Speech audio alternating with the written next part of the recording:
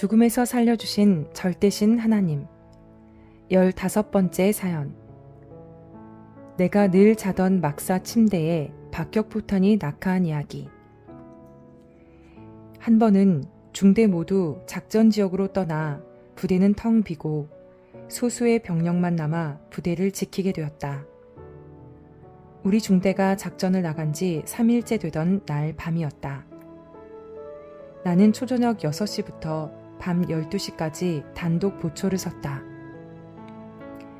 그런데 교대로 밤 12시부터 다음날 아침 6시까지 보초를 서야 할 옆 소대의 김하사는 시간이 한참 지났는데도 나오지 않았다. 기다리다 못해 할 수 없이 나는 내무반 막사로 가보기로 했다. 근무 시간이 지났는데도 나오지 않을 때는 술을 먹고 골아 떨어져 있는 경우가 많기 때문이다. 이 내무반, 저 내무반 막사를 다 돌아다니며 찾아보았다. 아니나 다를까 예상대로 김하사는 술 냄새를 풍풍 풍기며 잠을 쿨쿨 자고 있었다. 나는 김하사의 어깨를 마구 흔들어 깨우며 나와 교대할 시간이 되었다고 알려주었다. 김하사는 잠투정을 하면서 무책임하게도 혀짧은 소리로 나더러 혼자 보초를 다 서라고 했다. 나도 졸려서 혼자 계속 보초를 설 수 없다고 하니 자기는 술을 많이 먹어 못 일어나겠으니 나보고 혼자서 초소 근무를 계속 서라고 했다. 초저녁에 마을에 놀러가서 술을 먹고 온 것이었다. 누구는 전쟁터에서 근무 시간에 놀러 다니고 나는 모기에 뜯기면서 근무를 또 서야 하니 은근히 화가 났다. 하지만 술을 먹은 윗사람에게 이러쿵 저러쿵 말해봤자 씨도 안 먹히고 얻어맞을 것 같았다. 그는 지금 옆 소대에 있지만 예전에 우리 소대에서 근무하다가 옮겨간 자였다. 그러므로 가까이 지낸 정을 생각하여 내가 대신 근무를 서주려고 그냥 나왔다. 그런데 웬일인지 불현듯 김하사를 다시 깨우고 싶은 생각이 급하게 들었다. 나는 예사롭게 생각하지 않고 막사로 다시 돌아가 보았다. 그때 그는 코를 골며 여전히 쿨쿨 잠을 자고 있었다. 저렇게 곤하게 자는 사람을 깨워서 근무를 서게 한다면 제대로 설까 걱정되기도 했다. 또다시 깨우자니 내 입장이 참 곤란했다. 그가 자고 있는 옆 침대에 앉아서 어떤 방법으로 깨울 것인가 곰곰이 생각을 해봐도 술 먹은 사람들의 성질을 잘 알기 때문에 또 깨우면 나를 때릴 것만 같아 깨울 수가 없었다. 그럴지라도 그 순간 급히 스치는 영감이 있어 나는 답답하고 조급한 마음에 그를 또 흔들어 깨웠다. 아니나 다를까 김하사는 소리를 지르고 심통을 부리며 일어났다. 입에서는 술 냄새를 풍풍 풍겼고 그의 얼굴은 술에 취해 벌겠다. 김하사는 화를 참느라 담배를 꺼내더니 나를 보고 성냥 가져와 했다. 성냥을 찾아다 주었더니 담뱃불을 그어 붙이고 쭉쭉 빨아댔다. 그는 나에게 윗사람을 위해서 아랫사람이 그까짓 근무 몇 시간을 대신 못 써주느냐고 성질을 내며 갖은 짜증을 부렸다. 나중에는 화가 나서 나를 팔꿈치로 때리며 쥐어박기까지 했다. 나는 그에게 말하기를 피곤하여 졸지라도 혼자 보초를 서려고 마음먹었는데 나가다가 도저히 마음이 내키지 않아 다시 왔다고 했다. 아무래도 오늘 저녁에 무슨 일이 생길 것 같은 예감이 든다고 말하며 어서 초소로 같이 가자고 했다. 그는 다시 내 말을 듣고 야 인마 예감이고 지랄이고 내가 이 지경인데 어떻게 근무를 서겠냐 하며 혀 짧은 소리를 했다. 나도 참 이상하다고 생각했다. 다른 때 같으면 그는 나보다 계급이 높은 하사니까 나 혼자 보초를 서고 말 것인데 이날은 자꾸 그를 초소로 데리고 가고 싶었다. 그는 계속 짜증을 내며 내일 밤은 내가 다 설 테니 오늘 밤만 혼자 가서 서라. 알겠지? 하며 다시 벌러덩 침대에 누워버렸다. 아이고, 이제 영 글렀구나 했다. 하지만 나는 그때 그의 손을 덜컥 잡아당기면서 오늘 밤만 나와 같이 초소에 나가자고 다시 말했다.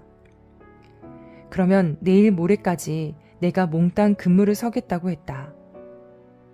허리를 부축하며 잡아당기니 술주정을 하며 못 이기는 척 결국 그는 자리에서 일어나 앉았다. 김하사는 나를 보고 정말 못 말리겠다고 했다. 나는 웃으면서 날이 셀 때까지 내가 보초를 설 테니 잠을 자더라도 초소에 가서 자라고 살살 구슬려 달랬다.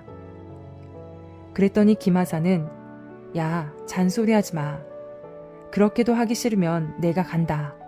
하고 마지못해 일어나 철모를 쓰고 총을 들고 허리에 탄띠를 차고 비틀거리며 내무반 막사를 걸어 나왔다.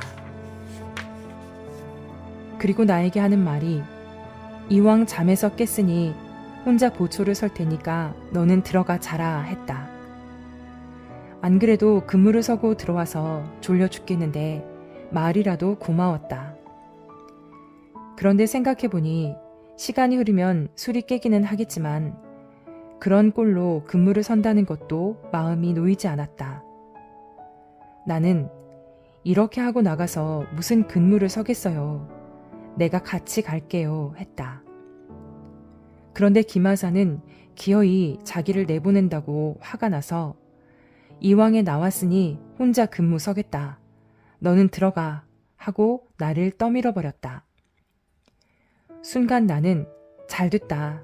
잠이나 자자 하는 생각도 했으나 조금 전에 그를 나오게 하려고 오늘 밤 내가 대신 보초를 설 테니 자더라도 초소 벙커에 가서 자라는 말까지 해놓고 사나이 대장부가 의리 없이 들어가서 자고 싶지 않았다.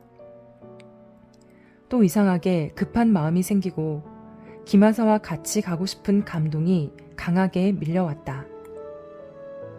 그래서 빨리 뛰어나가면서 나도 나온 김에 근무를 같이 서다가 정 졸리면 다시 들어와 자겠습니다.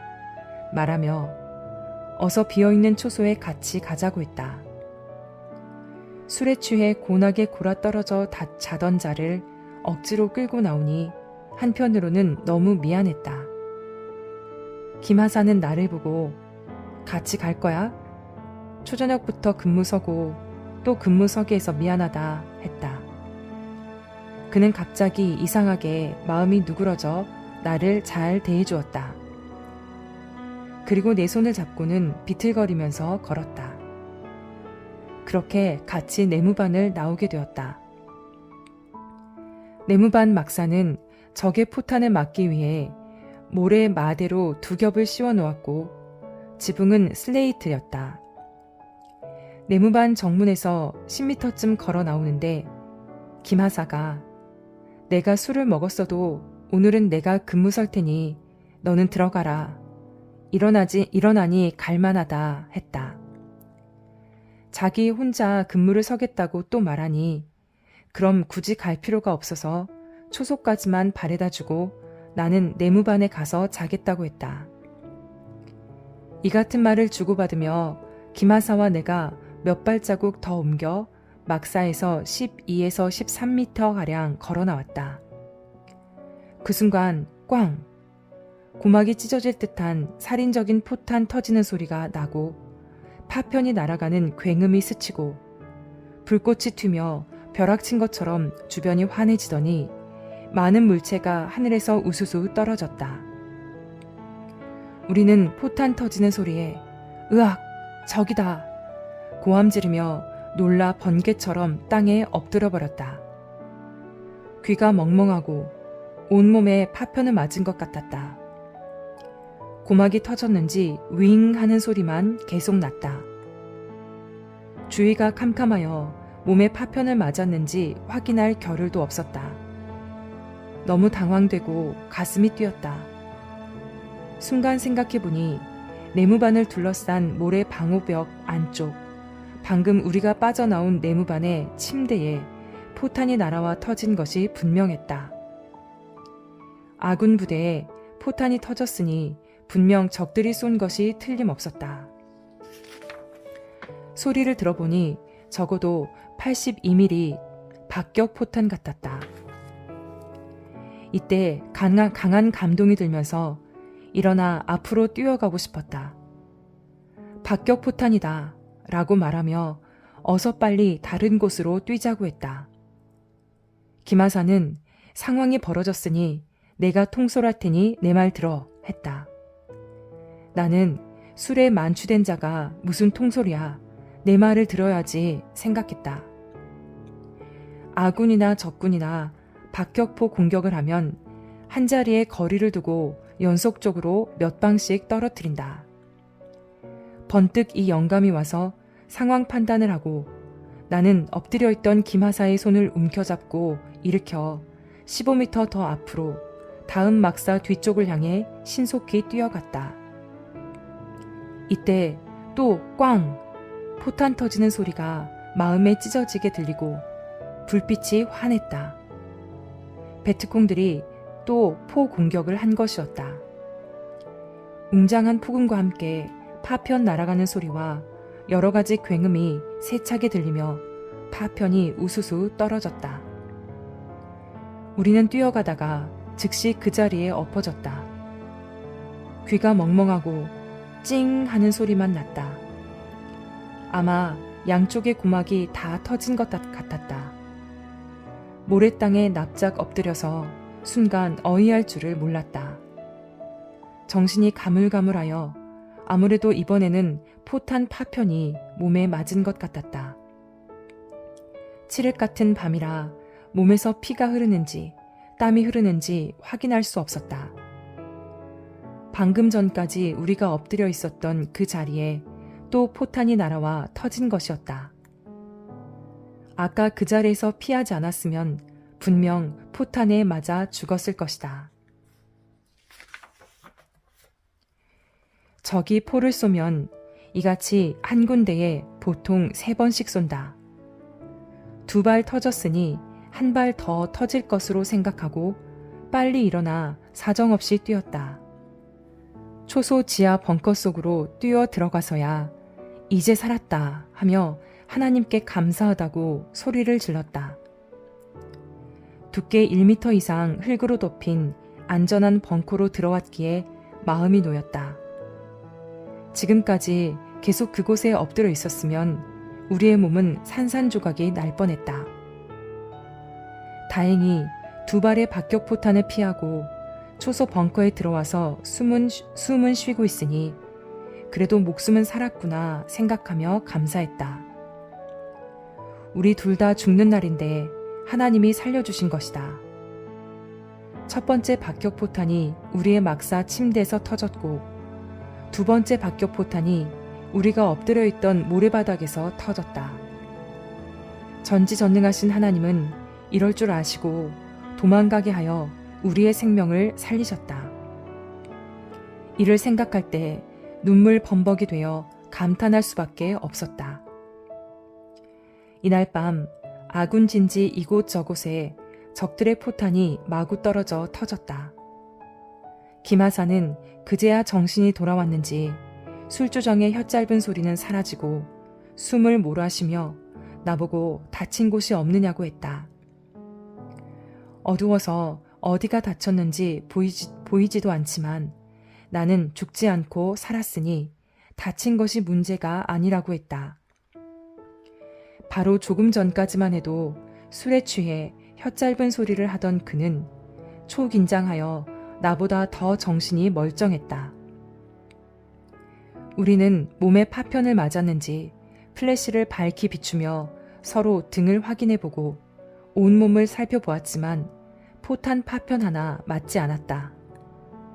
다행히 피가 나는 곳도 없었다. 우리는 안도의 숨을 몰아쉬며 일단 죽음을 피하여 구사일생으로 살았다고 좋아했다. 2번이나 적의 포탄을 맞고 죽을 뻔한 밤이었다. 어느 때는 극한 어려움이 2번이나 거듭 오기도 한다. 이날 밤에도 적들이 쏜 첫 포탄은 김하사와 내가 내무반 막사에서 나오고 20초쯤 후에 바로 우리가 거처하는 막사 침대에 떨어졌고, 그 후 20초쯤 지나 둘이 엎드러서 피했던 그 장소에 또 포탄이 떨어져 터졌다. 적들은 포 한 방을 쏘고 다시 흔들린 포를 바로잡고 조준선을 맞추어 바로 또 한 발을 쏜 것이다. 이를 미리 아신 전능자 하나님과 성령님은 내 마음을 번개처럼 감동시켜 판단하게 하고 피하게 하셨던 것이다. 잠시만 지체했어도 포탄에 맞아 산산조각이 나 죽을 몸이었는데 내 생명을 긍휼히 보시고 하룻밤에 2번이나 목숨을 구해주셨다. 하나님과 성령님의 행하심은 참으로 신기했다. 김하사가 술을 안 먹었으면 제 시간대로 근무를 서게 되니 근무 교대하고 내가 그 막사 침대에서 자다가 박격포탄을 맞고 죽었을 것이다.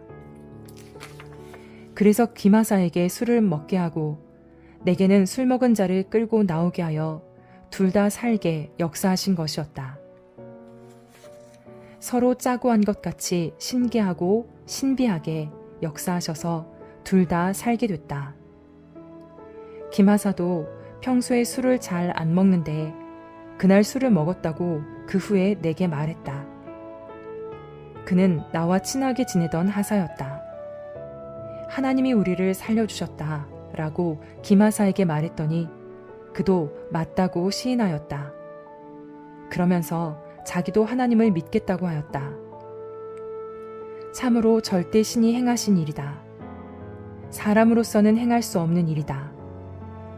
반드시 내가 죽었든지 김하사가 죽었든지 둘 중 하나는 죽는 밤이었다. 하나님과 성령님이 이같이 감동시키면서 여건을 틀어 행하셨기에 모두 살았다. 1000번 만번을 생각해봐도 사람이 어떻게 행할 수 없는 처지였다. 하나님과 성령님이 감동시켜 둘을 묶어 막사에서 나오게 하여 그날 밤 죽음의 세계에서 꺼내주신 것이다. 무소부재의 삼위일체 하나님, 성령님, 성자는 절대 신이시다. 그 절대신 하나님이 지금도 시대의 사명을 주고 말씀을 주어 새로운 역사를 펴게 하신다. 박격포탄이 우리가 누웠던 침대에 꽂혀 터짐으로 인해 방호벽은 무너졌고 막사 안은 아수라장이 되었다. 그 침대에 드러누워 있었으면 박격포탄이 배를 뚫고 침대로 들어가 몸은 산산조각이나 흩어졌을 것이다. 생명을 죽음에서 살리신 자는 역시 전능하신 하나님이셨다.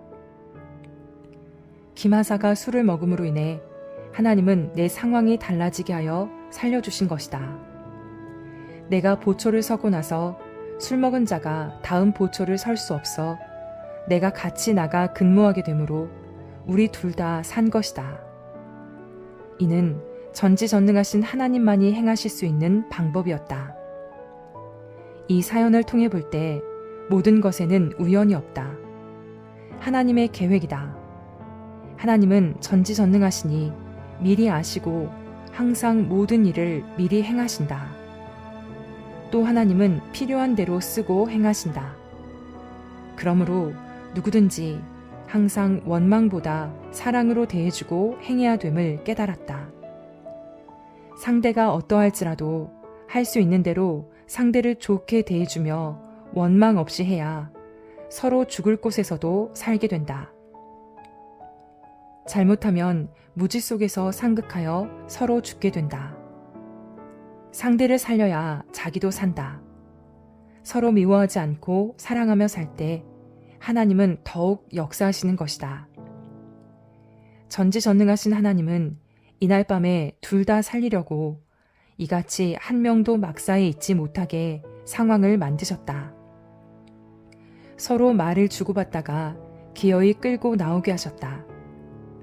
막사에 있는 것을 견딜 수 없게 성령님은 감동시키셨고 하나님은 이같이 행하게 이끄신 것이다. 하나님이 행하신 일은 겪고 난 후에 확실히 알게 된다. 참으로 오묘하고 신기하고 신비하였다. 누가 이렇게 하나님이 행하신다는 것을 알 수가 있겠느냐? 그 하나님은 지금도 그때그때 합당한 방법으로 죽음에서 구해주신다. 하나님의 방법만이 생명을 죽음에서 살릴 수 있다. 이와 같이 하나님은 성령과 함께 여건을 틀어 지구상 생명들을 죽음에서 살려주시고 민족도 세계도 여건을 틀어 인도하심을 깨달아야 한다. 나를 통해서 모든 사람들을 깨닫게 하고 모든 사람들이 죽을 고비에서 산 것을 통해서 하나님의 행하심을 깨닫게 하신다. 죽을 뻔했던 사건뿐만 아니라 사업하는 가운데 혹은 인생을 사는 동안 어려운 환난과 고통 중에서 이같이 해결해 주시는 하나님이심을 절실히 깨닫고 전지전능하신 하나님을 믿고 사랑하며 사는 것이 인생의 분복이다. 이를 깨닫고 대하는 자에게 하나님은 더욱 함께 하시고 앞으로도 죽음에서 더 살려주고 싶으실 것이다. 네무반 막사 침대에서 죽을 고비 한 번, 초소로 가는 길에 죽을 고비 또 한 번, 이렇게 두 번이나 죽을 고비를 넘기게 해주셨다. 사람들이 신은 뭐하냐고 말들 하지만 신은 생명을 살리는데 적극적이시고 자기를 믿고 사랑하는 자들을 잘되게 하는데 적극적이시고 영원한 세계에서 살도록 하는데 적극적이시다. 이를 절대 믿고 행해야 삼위의 존재성을 더욱 확실히 알게 되는 것이다. 이날 밤은 죽을 고비에서 나를 2번 살려주신 밤이다. 침대에서 둘 다 1, 2분만 더 있었으면 박격포탄을 맞고 죽었다. 또 막사에서 나와 걸어가다가 엎어진 자리에서 빨리 이동을 안 했으면 그 자리에서 둘 다 죽었다. 전지전능하신 하나님과 성령님과 성자, 절대신 삼위일체는 예수님과 같이 모든 방법을 총동원하여 나와 전우를 살려주셨다. 그리하여 하룻밤에 2번의 죽을 고비에서 살게 된 것이다. 이 글을 쓰면서 이 일을 하나님이 하신 것이 확실하다고 말하니 그러하다 하셨다. 이래서 전지전능하신 하나님이시구나 하고 안 믿을 수가 없다. 내가 이 사실을 겪었으니 내가 쓰지 않으면 누가 쓰겠느냐. 모두 읽고 각자 처지는 다르지만 전능하신 하나님, 성령님, 성자가 죽음에서 살려주신 것을 절실히 깨닫기 바란다. 그리고 삼위를 사랑하며 믿고 살아서 육신도 잘 되고 영혼도 천국에 가서 영원히 살기를 바란다.